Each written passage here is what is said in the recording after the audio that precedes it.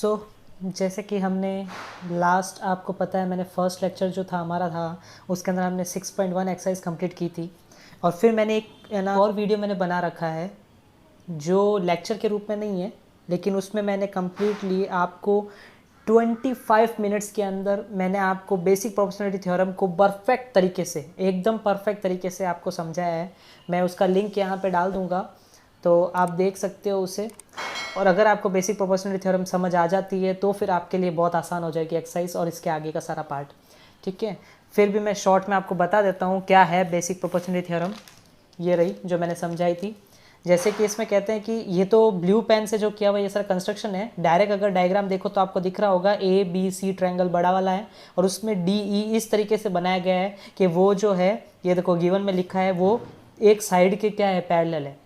तो actually theorem क्या कहती है कि अगर हम, थ्योरम का स्टेटमेंट मैं आपको बताता हूँ कि if a line is drawn parallel to the one side of a triangle, मतलब किसी एक ट्रायंगल के अंदर हम किसी एक साइड के पैरेलल अगर कोई लाइन बनाते हैं जो कि बाकी के दो साइड को इंटरसेक्ट कर रही है दो पॉइंट पे, है ना, तो फिर याद रखना अगर वो पैरेलल है थर्ड साइड के तो वो जो रेशियो बनाएगी, कैसा रेशियो, कि AD upon DB is equal to AE upon EC।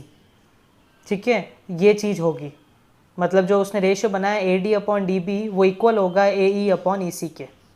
ठीक है, और 6.2 जो थ्योरम है वो इसका है ना, कह रहे कन्वर्स है, वो कहती है कि अगर ये रेशियो इक्वल होता है तो मतलब ये लाइन जो है DE वो पैरेलल होगा BC के। कन्वर्स तो तुम जानते ही हो, हमेशा क्या होता है कि जो है ना पहली थ्योरम होती है उसमें जो प्रूफ करना होता है और जो गिवन होता है उसको इंटरचेंज कर दो, वही कन्वर्स में होता है। ठीक है, तो अब हम इसको क्या करते हैं, और मैंने आपको उस है ना कह रहे लेक्चर के अंदर, उसे लेक्चर नहीं बोलेंगे एक्चुअली, लेक्चर ये सेकंड हमारा अब चल रहा है, ये वाला हमारा सेकंड लेक्चर है। ठीक है, वहाँ उस मैंने वीडियो के अंदर इसका कुछ एग्जांपल देके भी समझाया था। तो हम डायरेक्टली स्टार्ट करेंगे सेकंड क्वेश्चन से। ठीक है, अब सेकंड क्वेश्चन से स्टार्ट करते हैं, आपको मैं बताता हूँ इसको कैसे सॉल्व करेंगे। सबसे पहले क्वेश्चन पढ़ लेते हैं, क्या है कि E and F are points on the sides PQ and PR respectively of a triangle PQR. For each of the following cases state whether EF is parallel to QR। ठीक है, तो ये कहना चाह रहा है कि अब देखो ये कितना सिंपल सा हो जाएगा अगर हम इसको सॉल्व करते हैं तो, कि क्वेश्चन नंबर सेकंड ध्यान से देखना यहाँ पे क्या क्या है। सबसे पहले मैं आपको डायग्राम बना के बता देता हूँ।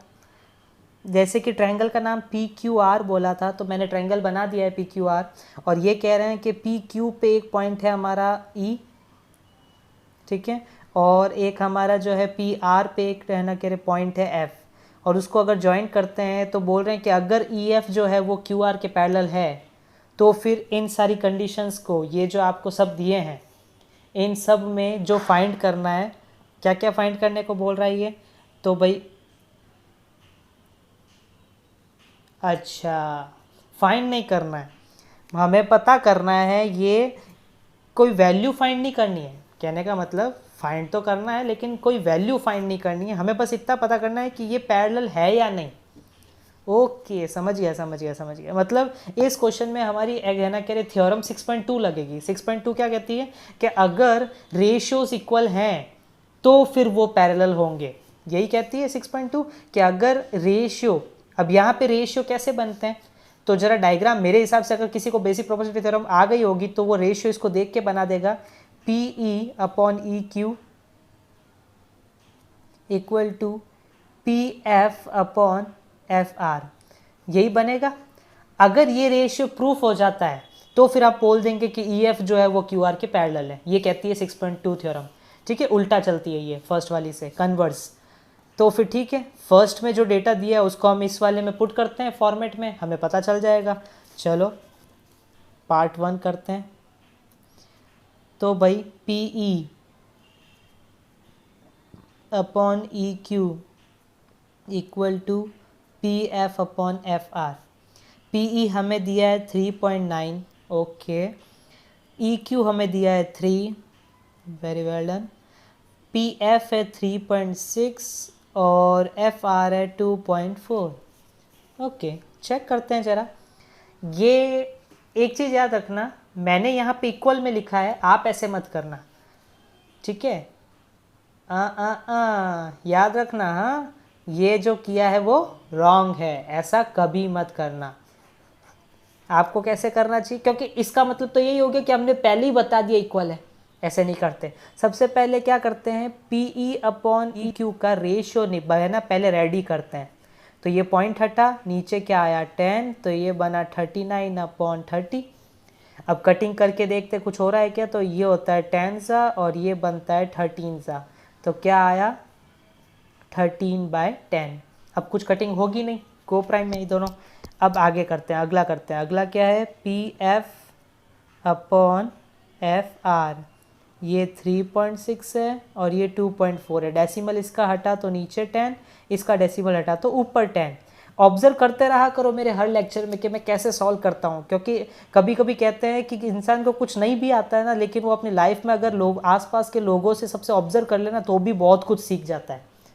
ठीक है, तो इसलिए देखो मैंने क्या किया, ऊपर वाले का डेसिमल हटाया तो नीचे 10 आया और नीचे वाले का हटाया तो ऊपर आया। ऑब्वियस यही होगा, जब ऊपर वाले का नीचे आएगा मतलब इनडायरेक्टली क्या होता है, जो डेसिमल नंबर होते हैं उसके नीचे उनका ना है ना, कह 10 आता है 100 आता है, तो यहाँ पे नीचे है ऑलरेडी तो उसका ऊपर चला जाएगा और यही होगा, है ना। अब कटिंग करो तो 10 से 10 कैंसिल हो गया। अब 2 ये किससे होता है, तो ये दोनों 12 की टेबल में आते हैं, 12 3 जा और 12 2 जा, तो कितना आया 3/2। क्या पता चला कि P E upon E Q is not equal to P F upon F R. देखा, इसलिए मैंने पहले से ही बोला कि आप ऐसे कभी मत करना, ये गलत है। ठीक है, तो ये इक्वल नहीं है और ये इक्वल नहीं है, तो इसका मतलब hence E F is not parallel to Q R. ठीक है, आप चाहो तो ऐसे लिखो या फिर ऐसे भी लिख सकते हो लैंग्वेज में कि E F is not parallel to Q R. इसी तरीके से बाकी के क्वेश्चंस भी करने हैं। ठीक है, बाकी के पार्ट हो जाएंगे फिर। अब आते हैं अपन डायरेक्ट, मैं आगे बढ़ रहा हूँ। अब अपना क्वेश्चन नंबर आता है 3rd। क्वेश्चन नंबर 3 में क्या बोला है जरा ध्यान से देखिएगा आप, इसका डायग्राम आपको यहाँ पे दिख रहा होगा। बड़ा सिंपल सा क्वेश्चन है, कोई भी इसको इजीली कर सकता है, जिसको बेसिक प्रोपोर्शनलिटी थ्योरम जो है एकदम एग्जैक्टली दिमाग में फीड हो गई है। मैं आपको ये ऑरली करके बता सकता हूँ। कैसे? अब आप बोलोगे सर आप तो सर हो तो ऑब्वियस ऑरली तो कर ही सकते हो, हम तो स्टूडेंट हैं। हाँ ठीक है, लेकिन कहते हैं ना कि किसी के लिए भी कुछ भी इम्पॉसिबल नहीं है, आप सब कर सकते हो। ठीक है, सोचो तो पॉजिटिव कम से कम, है ना, ट्राई करने में क्या हर्ज है। L M parallel to C B, ध्यान से समझना क्या दिया है आपको। तो प्रैक्टिकली देखो, आपको ऐसा नहीं लग रहा कि ये दो ट्रायंगल्स जो हैं, है ना, दो ट्रायंगल्स जो है उनको क्या किया है, सैंडविच की तरह बनाया, जॉइंट कर दिया है। देखो ये देखो है, एक ट्रायंगल दिख रहा है आपको ए बी सी, ये रहा ए बी सी। और इसी तरीके से ऊपर वाला हाइड करता हूँ तो एक नीचे ट्रायंगल नहीं दिख रहा है आपको, ए डी सी। दोनों को यहाँ बस ए सी जो है कॉमन बेस से जॉइंट कर दिया है, चिपका दिया है ना। तो इस हिसाब से, और लेकिन इन्होंने बोला क्या, जरा वो ध्यान देते हैं कि एल एम क्या है, ये रहा, ये क्या है, बी सी के पैरेलल है, बोले तो सी बी के पैरेलल है। ओके, और जो एल एन है वो सी डी के पैरेलल है। वाओ, अरे वाह, ये तो बड़ा आसान हो गया। कैसे? क्योंकि बेसिक प्रोपोर्शनलिटी थ्योरम क्या कहती है, वो यहाँ पे हम इजीली अप्लाई कर सकते हैं। भाई ये तो ए बी सी डी तो पूरा एक है ना क्वाड्रिलेटरल बन गया, और हमने तो भाई बेसिक प्रोपोर्शनलिटी थ्योरम तो ट्रायंगल में यूज़ की है। अब कैसे होगा, बड़ी दुविधा है यार, प्रॉब्लम में आ गए। हाँ, ऐसा कुछ नहीं है, बड़ा आसान है। देखो A M upon M B है और उसको हमें इक्वल बताना है A N upon N D. ठीक है, अभी करते हैं, जरा ध्यान से देखना आपके लिए। चलो ऐसे करता हूँ, डायग्राम मैं खुद ही बना लेता हूँ।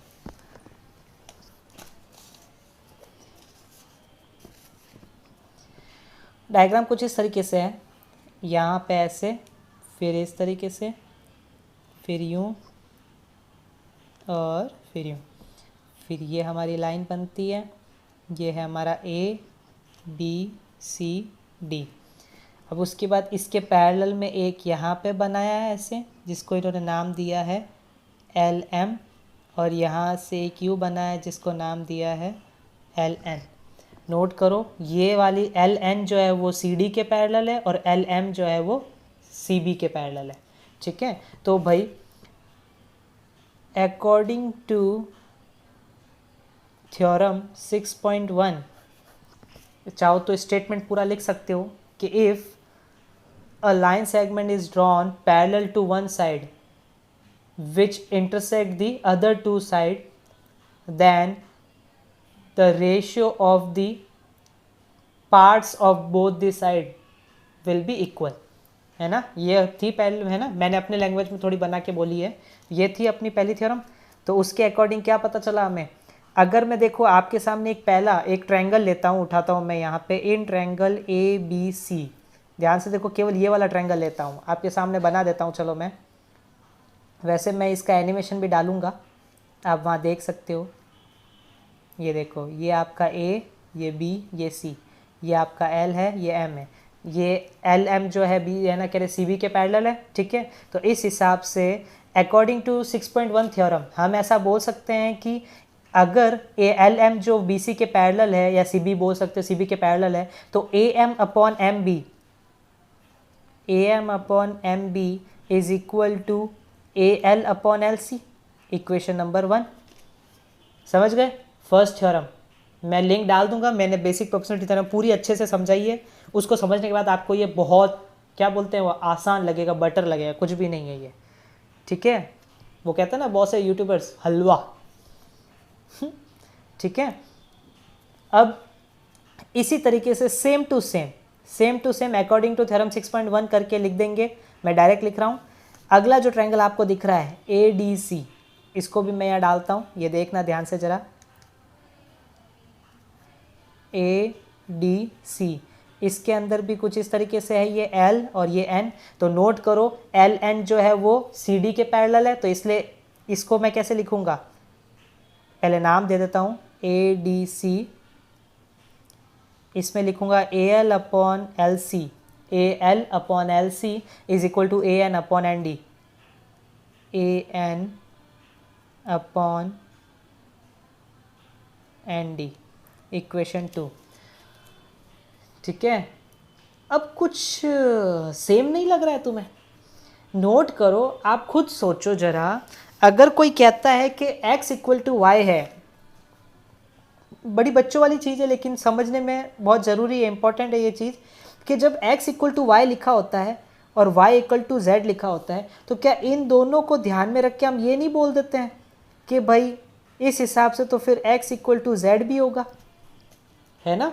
याद करो 9th क्लास, उस वक्त पता है 9th क्लास की एक खास बात थी, उसमें जो यूक्लिड का चैप्टर होता था वो सभी छोड़ देते थे कि भाई कौन करे इसको यार, बड़ा पकाऊ चैप्टर है। लेकिन नोट आप ध्यान दोगे तो आपको पता चलेगा कि यूक्लिड जो थे उन्होंने बड़ी मेहनत से सारी चीज़ें निकाली थी और वो हर जगह अप्लाई होती है, हर जगह। जो आप अनजाने में कई बार यूज़ करते हो लेकिन आप वो चैप्टर पढ़ना पसंद नहीं करते हो, बड़ी अजीब बात है ना। थ्योरी है इसलिए नहीं पढ़ते, या फिर कुछ टीचर्स ढंग से नहीं बताते इसलिए नहीं पढ़ा जाता। x इक्वल टू वाई और y equal to Z, note करो यहाँ पे x y के इक्वल है और y ऑलरेडी किसके इक्वल है, z के, तो इसका मतलब x क्या होगा, z के। सेम चीज़ यहाँ पे हो रही है, देखो ध्यान से, कुछ गैस कर पा रहे हो क्या करने वाला हूँ मैं अगले में। A M upon M B जो है वो A L upon L C के इक्वल है, और वही A L upon L C यहाँ पे दिया है जो किसके इक्वल है already, A N upon N D के। तो क्या मैं डायरेक्टली ऐसे नहीं लिख सकता हूँ, फ्रॉम इक्वेशन 1 and 2, है ना, वी गेट, ठीक है, from equation 1 and 2 we get, तो डायरेक्ट लिख देता हूँ मैं A M upon M B is equal to A N upon N D, hence proved. A few moments later. Students, आपको नहीं लगता हमने जो ये थर्ड क्वेश्चन किया है इसके अंदर अभी कुछ अधूरापन सा है? देखिए ज़रा, हमने जो सॉल्व किया है यहाँ पे आपको दिख रहा होगा, ये रहा, इसमें अपॉन में आ रहा है एम बी और इधर आ रहा है एन डी, जबकि हमें चाहिए क्या, ए बी और इधर चाहिए ए डी। अब ये कैसे करेंगे, चलिए मैं आपको समझाता हूँ ये कैसे होता है। वैसे आप चाहो तो इस कॉन्सेप्ट को अपना एग्जाम्पल जो है उससे भी समझ सकते हो, देख सकते हो आप page number 126 example number first जो है उसके अंदर देखो एक कॉन्सेप्ट यूज़ किया है उन्होंने, दोनों में +1 करने का है, दोनों इक्वल टू के दोनों तरफ। ठीक है, ये कॉन्सेप्ट आपको यहाँ पे यूज़ करना है। अब मैं बताता हूँ ये होता क्या और कैसे करते हैं। जैसे कि अब देखो मैं इसके अलग अलग कैटेगरीज बताऊंगा कि रिक्वायरमेंट कैसी होती है और कैसे किया जाता है, और आपको बता देता हूँ कि बेसिक प्रोपोर्शनलिटी थ्योरम के अंदर ये चीज़, ये जो मैं अभी बताने वाला हूँ, ये भी अप्लाई किया जा सकता है। जैसे कि बेसिक प्रोपोर्शनलिटी थ्योरम अपन करते हैं तो उसमें अपन क्या देखते हैं कि ए बी सी जो ट्रायंगल होता है उसके अंदर डी और ई ये जो पॉइंट बनाते हैं, ये डी ई जो साइड होती है ये क्या होती है, थर्ड साइड के पैरेलल होती है, और बाकी दो साइड को है ना कि दो डिस्टिंक्ट पॉइंट पे इंटरसेक्ट करती है, तो फिर रेशियो जो होते हैं वो जो निकल के आते हैं वो इक्वल होते हैं। ऐसा कहती है बीपीटी कि A D upon D B is equal to A E upon E C. ठीक है, लेकिन कहा जाता है कि इसके अलावा भी एक पॉसिबिलिटी और होती है, क्या कि A D upon A B is equal to A E upon A C, और एक थर्ड पॉसिबिलिटी और होती है, वो क्या होती है कि D B upon A B is equal to E C upon A C. 3 possibility है यहाँ पे, मैं उन दोनों पॉसिबिलिटी को सॉल्व करके बताता हूँ। फर्स्ट पॉसिबिलिटी तो आपको पिता सबको पता ही है, ये अपन ने बेसिक प्रोपोर्शनलिटी थ्योरम जो की थी उसमें हमने देखी थी। यहाँ पे मैं आपको बताऊँगा कि किस तरीके से A D upon A B is equal to A E upon A C लाया जाता है। ठीक है, और इधर बताऊँगा कैसे D B upon A B is equal to A C upon A C लाया जाता है। ठीक है, ये ध्यान से समझना, और इनको उल्टा भी करके लिख सकते हो, कोई फ़र्क नहीं पड़ता। ठीक है, तो अब कैसे लाते हैं वो समझना ज़रा। क्या करेंगे, हम इसी कॉन्सेप्ट को यूज़ करेंगे फर्स्ट वाले को जो हमें पता है, और ये दोनों मैं लेके आऊँगा। अच्छे से समझना ज़रा इस चीज़ को। जब आपको पहले आपको बस करना क्या है, कैसे भी करके ये लाइनें लाके प्रूफ कर देनी है, ये स्टेटमेंट लाके प्रूफ कर देना है। ये होने के बाद अब अगले स्टेप क्या होते हैं वो मैं आपको समझाता हूँ। क्या लिखा है, A D upon D B is equal to A E upon E C. ठीक है, तो स्टेप नंबर 1 इसको कर दो इनवर्स, उल्टा कर दो, तो क्या बनेगा, D B upon A D is equal to E C upon A E. ठीक है, उल्टा करना समझ गए, स्विच कर दो, जो न्यूमरेटर है वो डिनोमिनेटर बन जाएगा, जो डिनोमिनेटर वो न्यूमरेटर बन जाएगा, कर दिया स्विच। ठीक है, इसे बोलते हैं इन्वर्टेंडो। ठीक है, क्या बोलते हैं, इन्वर्टेंडो। उसके अंदर ऐसे किया जाता है, इन्वर्ट कर दिया जाता है। अब क्या करेंगे, तो अब दोनों तरफ कर देंगे +1, तो ये मैंने किया, और इधर साइड भी कर दिया +1। ठीक है, और जैसे कि आपको पता है +1 किया है तो क्या करना पड़ेगा, एलसीएम, तो क्या बनेगा, तो इधर ए डी ऊपर नीचे मल्टीप्लाई होगा यहाँ पे, क्योंकि यहाँ पे देखो नीचे ए डी है और इधर 1 है, तो हमेशा याद रखना कहीं पे आपको कुछ नहीं दिया है और कहीं पे 1/x दिया है, तो एलसीएम कैसे निकालेंगे, ये x है और ये 1 है, तो एलसीएम क्या होगा, x होगा, वो वेरिएबल ही एलसीएम होता है, तो वो ए डी ऊपर नीचे मल्टीप्लाई डिवाइड कर देंगे, और प्लस इधर साइड क्या आएगा, इधर आएगा D B upon A D. ऐसे ही सेम यहाँ होगा, ए ई है नीचे और इधर 1 है, तो ए ई से ऊपर नीचे मल्टीप्लाई, तो ये ए ई अपॉन ए ई। ठीक है, plus E C upon A ई। अब नोट करो ए डी दोनों में सेम है, तो ये तो नीचे तो आ गया ए डी। अब यहाँ देखो A D plus D B, diagram को ध्यान से देखो, ए डी को डी बी से जोड़े तो पूरा क्या बनता है, ए बी। ठीक है, तो इसलिए इधर मैं लिख देता हूँ ए बी, और उसी तरीके से ए ई को अगर ई सी से जोड़ते तो ए सी मिलता है, तो ये बन गया आपका ए सी, और नीचे क्या है, ए ई आया। और इसी को वापस इन्वर्टेंडो, वापस उल्टा कर दे, इन्वर्स करते हैं, तो जो चाहिए था वो मिल जाएगा ना आपको, है ना, यही रिक्वायरमेंट थी आपको। ठीक है, तो ए डी वापस ऊपर कर देते हैं, ए बी नीचे, इधर भी ए ई ऊपर कर देते हैं, तो यहाँ पे ए सी नीचे आया। अब इसी तरीके से मैं आपको ये लाके बताता हूँ कैसा होता है। तो याद रखना, बेसिक प्रोपोर्शनलिटी थ्योरम आप डायरेक्ट लगा के आप इन तीनों में से कोई भी स्टेटमेंट लिख सकते हो, वो गलत नहीं होगा, मैं पहले ही बता रहा हूँ। ठीक है, तो अब ज़रा इसमें देखते हैं इसमें कैसे करेंगे। तो वही जो स्टेटमेंट हमें पता है पहले उसको उठाते हैं, A D upon D B is equal to A E upon EC। अब क्या है, क्या करना क्या है हमें वो ध्यान से समझना। हमें DB चाहिए, नोट करो यहाँ पे मेरे को क्या चाहिए था, AD चाहिए था, तो और AD ऊपर आ रहे थे, इसलिए मैंने इसको इन्वर्टेंडो किया, उल्टा किया। क्योंकि एक आप चीज़ नोट कर रहे हो, इसमें आपने कुछ ऑब्जर्व किया कि जो अपॉन वाली वैल्यू रहती है ना वो प्रेजेंट रहती है, वो हटती नहीं है, लेकिन ऊपर वाली बदल जाती है एलसीएम लेने से।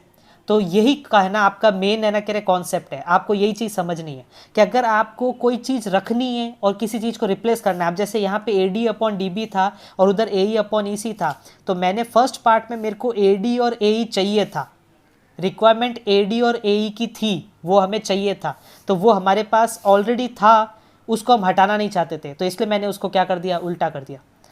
अब नोट करो यहाँ पे AD अपॉन DB है और उधर AE अपॉन EC है, तो अब यहाँ पे मेरे को स्टेटमेंट के अंदर DB और EC चाहिए, तो वो तो ऑलरेडी नीचे ही है, तो यहाँ मेरे को इन्वर्टेंडो करने की ज़रूरत ही नहीं है। यहाँ सीधा मैं क्या करूँगा, +1 कर दूंगा दोनों तरफ, तो AD अपॉन DB, इधर भी +1, AE अपॉन EC।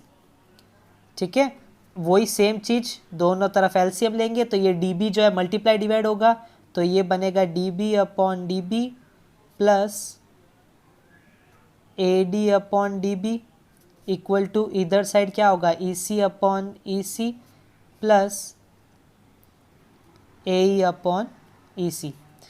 तो नोट करो नीचे तो सेम चीज़ है DB, ऊपर क्या बन रहा है, तो AD और DB मिलके क्या देता है, तो AD और DB मिलके देता है AD, और इधर side AE upon AE plus EC मिलके क्या देता है, AC।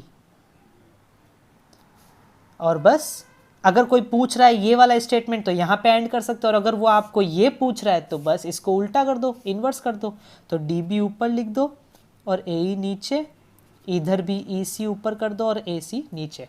याद रखना ये जो होता है ना इक्वल टू, ये मतलब एक तरह से कह सकते हो एक रॉड होती है, एक शाफ्ट होती है जो दोनों है ना फ्रैक्शंस को एक तरह से बांधे रखती है। अगर आप इस फ्रैक्शन को उल्टा करते हो तो वो इनडायरेक्टली उल्टा करना ही पड़ेगा, ऐसे नहीं कि आपने केवल इसको है ना इन्वर्स कर दिया तो उसको एज इट इज रखोगे, नहीं, ये मैथ्स का रूल नहीं कहता है। ठीक है, तो देखो आया। तो ये कॉन्सेप्ट जिसको समझ में आ गया है, ये कॉन्सेप्ट जिसको समझ में आ गया है उसके लिए वो इजी होगा जो कि वहाँ पे मैंने बताया है। देखो ये रहा, जैसे कि यहाँ पे हमने AM अपॉन MB लिखा है और equal to AN upon ND लिखा है, ये हमने प्रूफ कर दिया है। लेकिन क्वेश्चन में क्या बोल रहे हैं, AM और AN तो चाहिए लेकिन साथ में नीचे AB और AD चाहिए। तो अब आप खुद सोच लो कि आपको कौन सा वाला कॉन्सेप्ट यूज़ करना है। तो मेरे हिसाब से अब आप क्या करोगे, तो ये तो आसान हो गया, AM upon MB is equal to AN upon ND है।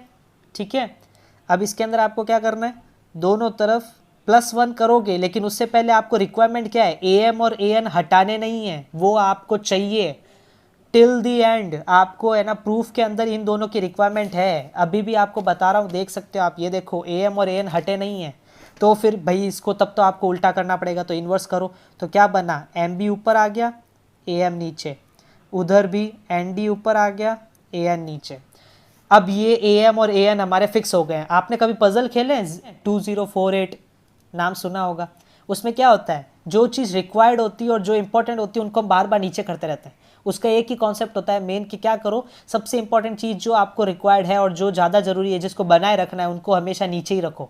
नीचे वाली रो को हमेशा उन मेन इंपॉर्टेंट पार्ट से भरी हुई रखते हैं, उसको कभी भी हिलाते नहीं है। ठीक है, उसी से वो पूरा कंप्लीट होता है। तो इसी तरीके से यहाँ पे AM और AN हमारे इंपॉर्टेंट पार्ट है, इसलिए उनको हमने नीचे रख दिया है। अब वो नहीं खिसकेंगे, वो चेंज भी नहीं होंगे।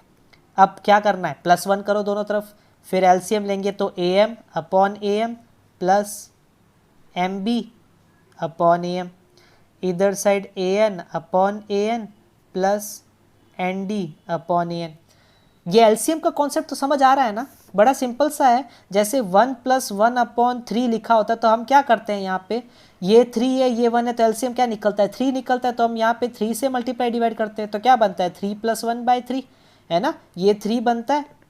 इसको चलो तुम्हें पूरा डिटेल में बताओ, तो 3/3 + 1/3 ऐसे ही बनता है, ये देखो है ना, ये 3/3 + 1/3, और इसी को हम लिखते हैं 3 + 1/3, मतलब 4/3 ऐसे करते हैं। तो आपको अब है ना डरना नहीं है, ये आप कॉन्सेप्ट समझ जाओ कि जैसे नंबर में करते हो एलसीएम उसी तरीके से आपको यहाँ पे वेरिएबल में करना है। यहाँ पे ए एम है और यहाँ 1 है और यहाँ कुछ नहीं है, अपॉन में तो 1 लिख दो। अब ए एम और 1 का एलसीएम तो ए एम ही होता है, तो यहाँ पे ए एम से मल्टीप्लाई डिवाइड कर देंगे तो बन जाएगा A M upon A M plus M B upon A M. इधर भी है ना ए एन एलसीएम आएगा तो ए एन से मल्टीप्लाई डिवाइड कर देंगे तो A N plus N D upon A N. तो नीचे तो भाई ए एम फिक्स है। अब A M plus M B कितना होता है, तो ये होता है ए बी। आप डायग्राम को देख सकते हो, साइड में आपके मैंने निकाल के रखा होगा, ठीक है, ये देखो आपको स्क्रीन पे दिख रहा होगा। और इधर साइड ए एन प्लस एन डी कितना होता है ए डी, और ये आपका है ए एन। अब वापस से इनको उल्ट है ना इन्वर्स कर दो, स्विच कर दो, तो आपको आपका रिक्वायर्ड जो है डिजायर्ड वैल्यू जो है प्रूफ जो है वो मिल जाएगा अपॉन ए डी। आ गया, ये हमें प्रूफ करना। तो मेरे हिसाब से नेक्स्ट तो और इजी हो जाएगा, है ना। एक्चुअली क्या है कि डायग्राम, ये जो मैं अपना मैथ्स बोलूँ, मैं ज्योमेट्री बोलूँ, इसके अंदर केवल डायग्राम ही मेन चीज़ होती है। वो अगर किसी को दिमाग में घुस गई कि हाँ भाई डायग्राम कैसे समझना है, डायग्राम को कैसे बनाना है, यहाँ तो दे देंगे लेकिन बहुत से क्वेश्चन में नहीं देंगे, तो पहले आपको खुद बनाना पड़ेगा। और बना तो लिया उसके बाद अब ये है कि जिसने बना लिया है वो समझ भी गया होगा, लेकिन कुछ होते हैं जो कहीं से देख के बना तो लेते हैं लेकिन समझ नहीं पाते कि करना क्या है अब उसे, ठीक है। तो अब इस डायग्राम को मैं देख के जानना चाहूँगा आपको कि आप क्या इससे सोचते हो, अब आप कैसा दिमाग दौड़ाओगे। मैंने आपको हिंट दिया है प्रीवियस क्वेश्चन में, तो मेरे हिसाब से फोर्थ क्वेश्चन आपके लिए इजी हो जाएगा अगर आप इसको देख पा रहे हो। तो वो सारी चीज़ें जो इसमें प्रूफ करनी है वो इसमें मेरे को तो दिख रही है, अब मैं देखना चाहूँगा कि आपको वो दिख रही है कि नहीं। चलो देखते हैं ये क्या कहना चाह रहा है, पहले सुनो जरा। क्या है, बड़ा मेन ट्रायंगल तो ए बी सी है, उसके अंदर क्या हो रहा है कि डी एफ को हाइड कर देता हूँ, डी एफ को, और जरा है ना ए ई को, इन दो लाइनों को छुपा दो। इमेजिन करो, मैं इसका है ना एनिमेशन आपकी स्क्रीन पे डाल रहा हूँ, ये देखो ध्यान से। उसमें आप देखो कि केवल डी एफ जो है वो गायब है और ए ई जो है वो गायब है। तो आपको कौन सी लाइनें दिख रही है ट्रायंगल के अंदर, केवल और केवल डी ई दिख रही है। तो वो जो डी ई है वो है ना ए सी के पैरेलल है। और इसी तरीके से अब मैं क्या करता हूँ, ये वाला पूरा हटा देता हूँ और इधर साइड में डी ई जो है उसे हाइड कर देता हूँ। तो क्या दिखेगा आपको, तो आपको ट्रायंगल दिखेगा ए बी ई और उसके अंदर डी एफ जो है वो पैरेलल है ए ई के। हो तो गया इजी, है ना। ऐसे क्वेश्चंस में है ना हर चीज कॉमन में देखी जाती है। तो कॉमन क्या दिखेगा यहाँ पे, उससे पहले जरा देख लेते हैं प्रूफ क्या करना है कि B F upon F E is equal to B E upon E C. Oh my god, very easy. मैं सोच रहा हूँ इसी पेज में कर देता हूँ, है ना। अब ये मत बोलना सर कंजूस हो क्या, कंजूस थी के बाहर, कंजूस नहीं यार, प्रैक्टिकली सोचो इसमें है क्या। वेरी इजी, सबको आता है। चलो देखते हैं क्या कर सकते हैं। डायग्राम बनाऊं, चलो बना लेते हैं। स्टूडेंट्स के लिए तो कुछ भी करेंगे हम, ठीक है। फिर ऐसे बनाया, उसके बाद ये थोड़ा यूं किया, अय्या गड़बड़ थी गवा।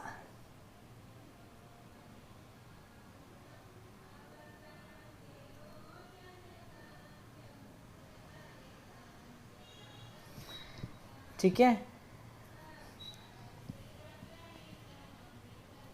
ए बी सी वो डी, ये हमारा है एफ और ये ई, ठीक है। अब क्या करना है, तो मैं आपको इसके दो पार्ट करता हूँ। पहले तो एक पार्ट मैंने किया ए बी सी, ठीक है, और इधर साइड मैंने इसके पैरेलल में डाला डी ई, और एक पार्ट मैंने किया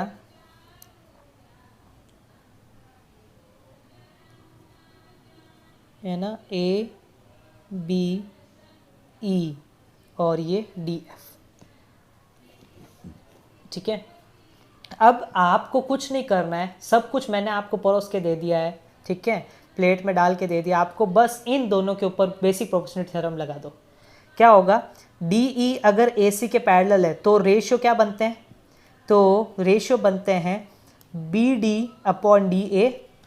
ठीक है, ध्यान से देखना, ट्रायंगल का नाम लिखो पहले तो, और लिखो अकॉर्डिंग टू थ्योरम 6.1 ऐसे लिख दो, और फिर सीधा लिखते हैं ट्रायंगल का नाम क्या है, ए बी सी, और उसके अंदर क्या आएगा, B D upon D A, और वो किसके इक्वल होगा, क्योंकि डी ई पैरेलल है ए सी के तो इसलिए ये रेशियो लगेगा डी ना बी ई अपॉन ई सी, बी ई अपॉन ई सी, इक्वेशन 1।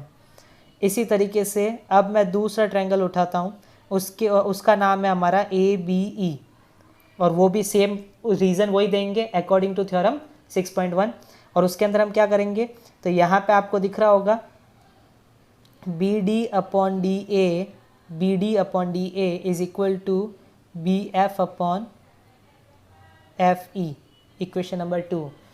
और अब तो सबको पता चल गया है, इक्वेशन 1 और 2 को अगर हम कंपेयर करें तो दोनों में B D upon D A दिख रहा है, तो इसका मतलब उनके सामने वाले इक्वल हुए एक दूसरे के। तो बस यहाँ पे लिख दो फ्रॉम 1 and 2, तो हम लिख देंगे B F upon F E is equal to B E upon E C, hence proved. ठीक है, था ना सिंपल। चलो नेक्स्ट क्वेश्चन करते हैं। अब जरा ध्यान से देखना क्वेश्चन नंबर 5 को, और जरा इस डायग्राम को देखो। ये जो फिगर आपको दिख रहा है 6.20, इसके अंदर क्या बोला है, पहले क्वेश्चन समझ लेते हैं। गिवन में आपको सबसे पहले क्या लिखना होगा कि डी ई किधर दिख रहा है, आपको कहीं दिख रहा है, ये रहा, ये जो लाइन है डी ई, ये पैरेलल है ओ क्यू के। ओके ठीक है, लग भी रहा है। फिर जो ये डी एफ दिख रहा है टेढ़ा, ये भी पैरेलल है ओ आर के। ओके, लेकिन हमें जो प्रूफ करना है वो क्या है, प्रूफ करना है कि जो ई एफ लाइन है वो क्यू आर के पैरेलल है कि नहीं। ये वैसे तो शो दैट लिखा तो ऑब्वियस है ही, लेकिन हमें ऐसा प्रूफ करना है। ठीक है, अब कैसे करेंगे, तो भाई मैं आपके सामने इस डायग्राम को स्प्लिट करके इसके 3 पार्ट बना रहा हूँ। ध्यान से देखना, आप इधर साइड आप देख रहे होंगे पहला पार्ट, बीच में इसका पूरा बड़ा वाला पार्ट है, और इधर साइड मैंने आपको देखो स्क्रीन पे दिख रहा होगा इसका थर्ड पार्ट जो रखा है राइट साइड वाला। ठीक है, लेफ्ट और राइट साइड वाले मैंने दोनों आसपास रखे हैं, और बीच में मेन जो है पी क्यू आर रखा है। ठीक है, तो जो ये लेफ्ट वाला पार्ट है जो फिगर आपको दिख रहा है स्क्रीन पे, इसके अंदर आपको दिख रहा होगा मैंने डाला है पी क्यू ओ ट्रायंगल को। ठीक है, पी क्यू ओ ट्रायंगल को डाला है, और जो हमारा राइट साइड वाला फिगर है उसके अंदर मैंने ट्रायंगल बना के डाला है पी ओ आर, या फिर बोल सकते हो पी आर ओ, और बीच में है पी क्यू आर। ठीक है, तो इन तीनों डायग्राम को, अब देखो मैंने इस डायग्राम को, ये जो मेन डायग्राम था इसको मैंने 3 पार्ट में डिवाइड कर दिया है। ठीक है, 3 पार्ट में डिवाइड कर दिया है, तो मेरे हिसाब से अब आपके लिए बहुत आसान हो जाएगा इसको सॉल्व करना। कैसे करोगे, चलो बता देते हैं हम। देखो जरा, एक पार्ट किया हमने ऐसे,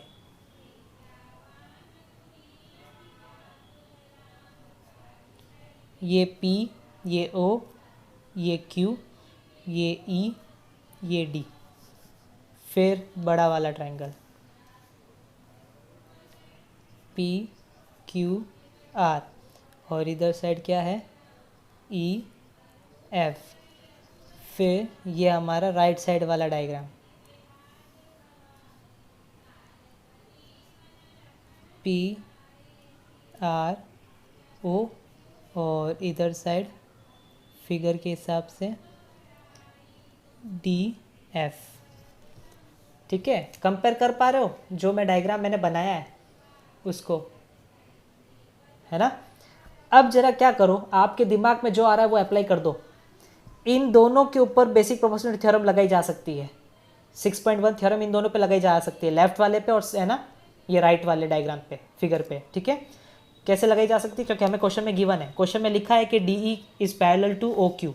तो देखो डी ई जो है वो ओ क्यू के पैरेलल है, तो यहाँ पे आप लिख सकते हो चाहो तो कि according to theorem 6.1 we get that in triangle P O Q या P Q O E D is parallel to Q O, तो therefore P E upon E Q is equal to P D upon D O, है ना।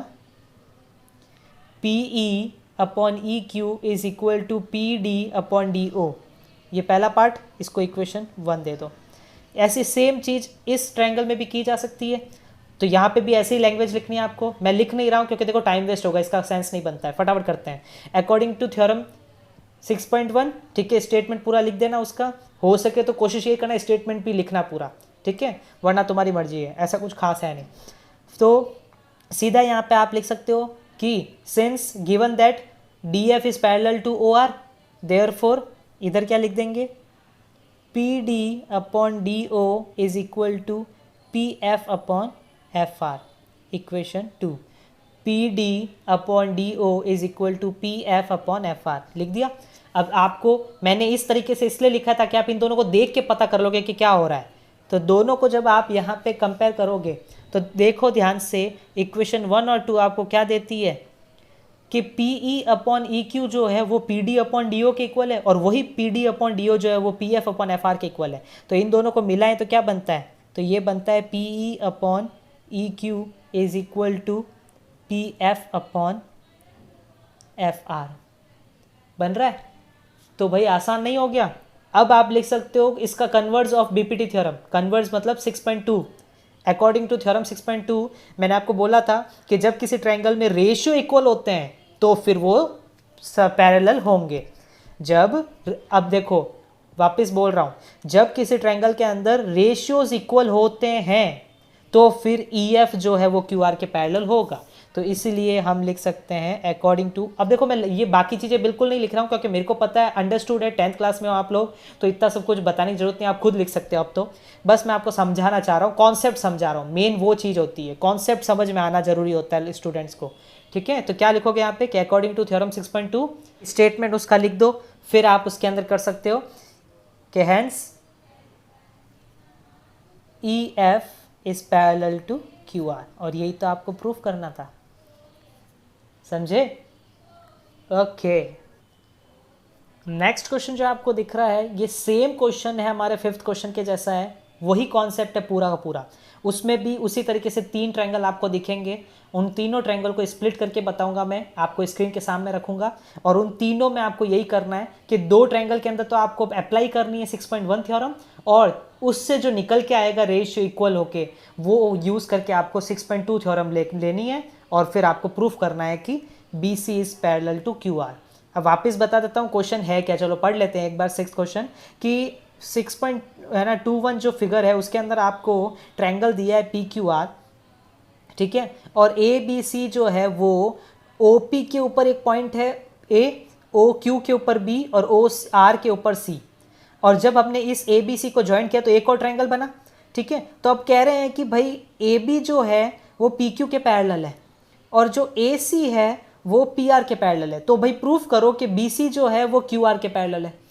तो जैसे कि मैंने आपको बोला है, डायग्राम आपके सामने है, इसको अगर मैं स्प्लिट करता हूँ, ठीक है, तो ये रहा आपका फर्स्ट पार्ट, ये आपका ट्रायंगल है ओ पी क्यू, आप देख सकते हो, बीच में जो है वो है आपका ओ क्यू आर, और जो यहाँ पे राइट साइड में आपको दिख रहा है स्क्रीन पे वो है आपका ओ पी आर, ठीक है। अब जरा इन तीनों पे, सॉरी तीनों पे नहीं, मिडल को छोड़ दो, और बाकी के लेफ्ट और राइट पे ये जो आपको गिवन है डेटा क्या कि ए बी जो है वो पी क्यू के पैरेलल है और ए सी जो है पी आर के पैरेलल है, ये आपको गिवन है, ठीक है। तो इनको अप्लाई कीजिए जरा।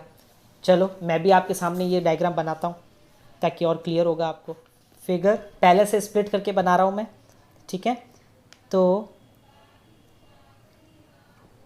इस तरीके से ये ओ, ये क्यू, ये आर, ये बी और ये सी, और इधर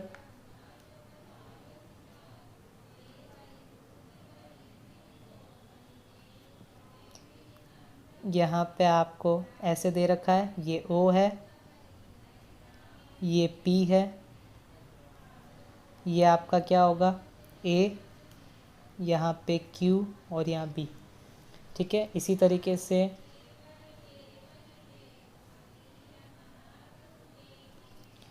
इधर भी आपका P, इधर O, और इसके पैरेलल आपको ऐसे दिखेगा, ये A, ये आपका क्या होगा R, और ये आपका C, ठीक है। ये 3 पार्ट बनते हैं ऐसे। इन तीनों को इसी तरीके से ज्वाइन किया गया है और ये अलग अलग है।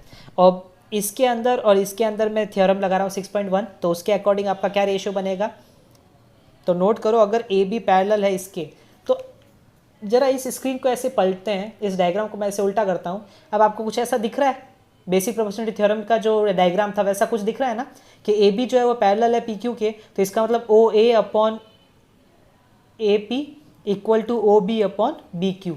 ठीक है, तो लिख दो ज़रा।